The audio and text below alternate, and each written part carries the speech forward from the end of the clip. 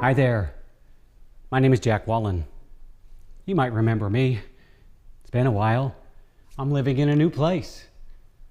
It's a condo. I call it the firehouse because at one point in time it was a firehouse, which is apropos because my father, rest in peace, was a fireman for 30 or 40 years. He was a saint.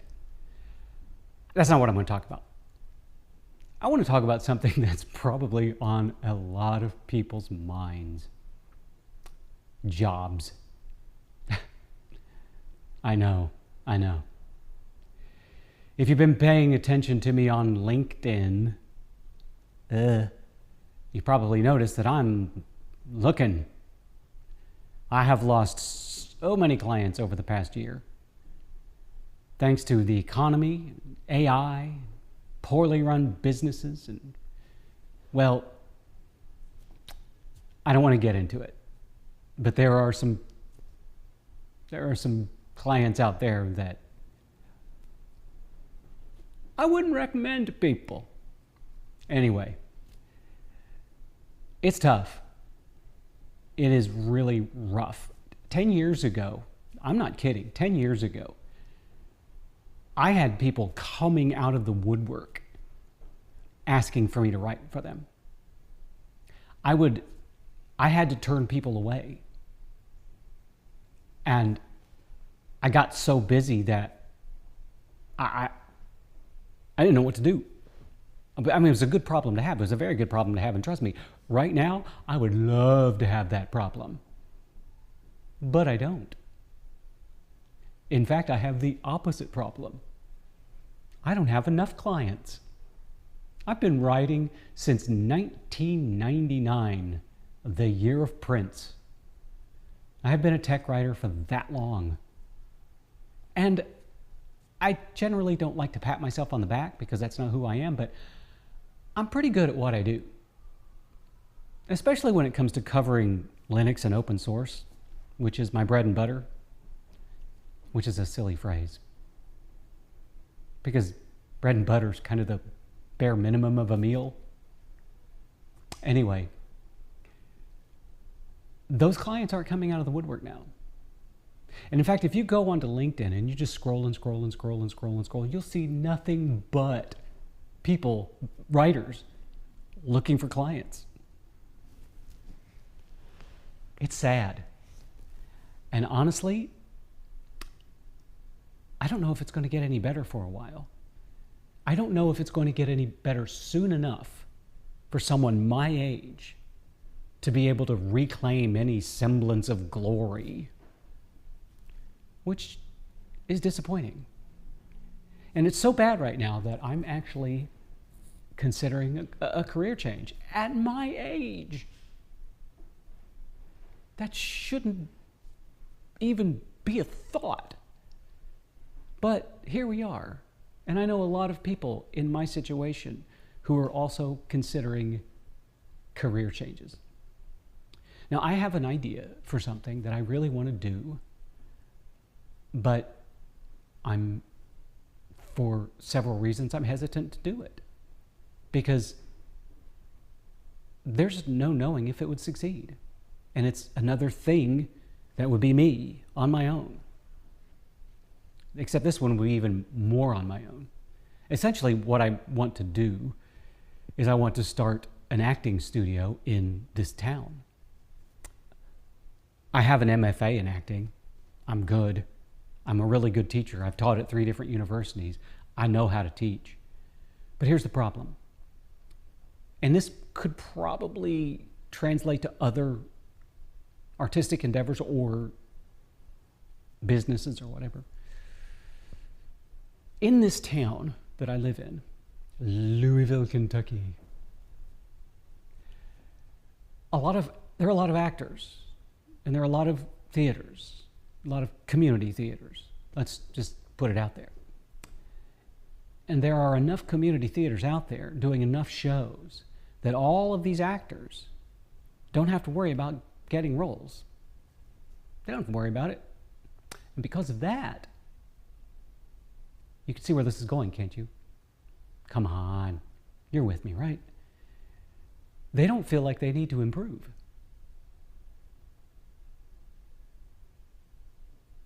Think about that. Now, as an artist, as a human, as me, I always feel this profound drive to be better at what I do. Every time I start writing a new book, one of the first things I say to myself is, this has to be better than the last book. Every time I get on stage, I say, I have to be better this time than I was last time. I apply that to everything. Because to me, if I'm not getting better, if I'm not moving forward, I'm moving back. And what does that do for me? Not much. So I was going to start this acting studio several years ago, and someone here in this town who I respect talked me out of it because they said, no one's going to do it. No one's going to join your acting studio because they don't feel like they need to improve. They all feel like they have reached the pinnacle. That's not my place to judge whether those people have reached the pinnacle or not, but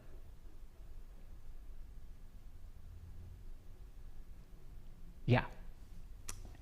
So here's the thing. And this is what I would say to you, to all of you who are desperately searching for employment. Be creative and be brave.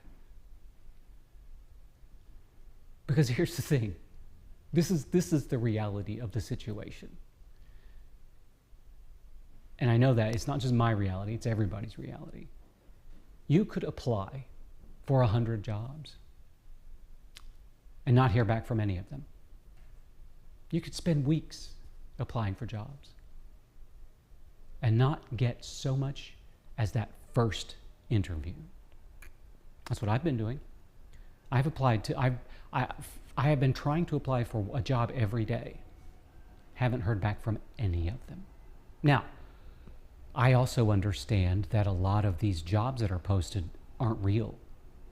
In fact, I got caught up in one of those today.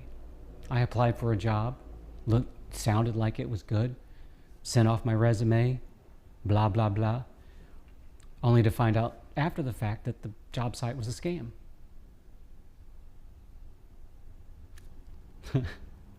So all this time that you're sitting there applying for jobs, getting nowhere, make it a side gig to try to start something creative. Try to start something that you really, really want to do, that you could possibly turn into a career. So while I'm trying to expand my client base as a technical writer, I want to start this acting studio and see what happens. If it works out, great. If it doesn't, well, I'm still applying for jobs. I'm still looking for clients. So what's the harm, right? Look, I don't like this any more than you do. I'm scared.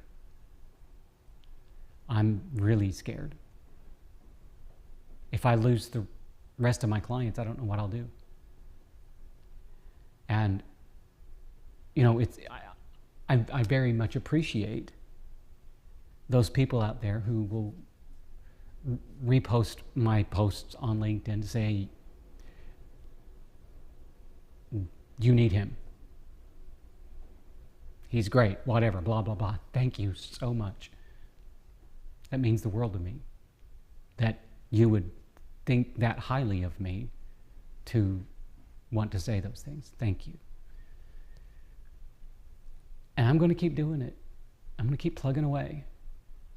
And while I'm keeping plugging away, I'm going to be brave. I'm going to be bold. I'm going to try to start something new, something for me, something that I control, something that only I could lay myself off Which, okay, I got a beef with this. I got a beef with this whole term laying off. When did firing become laying off? The only thing I can wrap my head around is getting fired means that it's your fault, that your work was substandard. Getting laid off means it's the business's fault. So if that's the way we have to look at it, that's the way we have to look at it. And I'm okay with if someone lays me off going, that's your fault. That's not on me, that's on you. And for the most part, every client that has dropped me, it's been on them. Every single one of them. Because my work is solid. And they say so. And I know so. So that's on them. No one's fired me. People have let me go because of whatever problems they're having internally. We're in a weird, weird place, my friends.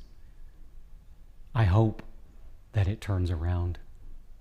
I hope that every one of you out there looking for jobs find something wonderful, your dream job. I hope you do. While you're looking, try to make something for you. Take a chance. As long as taking that chance doesn't cost you any money, because let's face it, we're all going to need that money that we've got squirreled away because, hey, we're still looking for employment. So try something. Do something. Make use of that time, those days and weeks and months where you're applying for job after job after job. Because who knows when some company is going to actually reach out to you and say, hey, we want to interview you. And you might go, what? Huh? What? What's an interview? I don't remember. Are you real? Are you lying? You're teasing me, right? You're just trying to pull the wool over my eyes. Yeah, yeah. No, you're not going to interview me. You're not interested, right? You are? Oh, you're serious. Oh, okay. Anytime. I'm open anytime. Let's Zoom, phone call. I don't care. I will drive across the country. Okay, I won't do that because I've been unemployed for a while and I don't know if I have enough money to fill my tank up to get there because gas is incredibly expensive and hotels are expensive and food is expensive and everything and blah, blah, bitty, blah.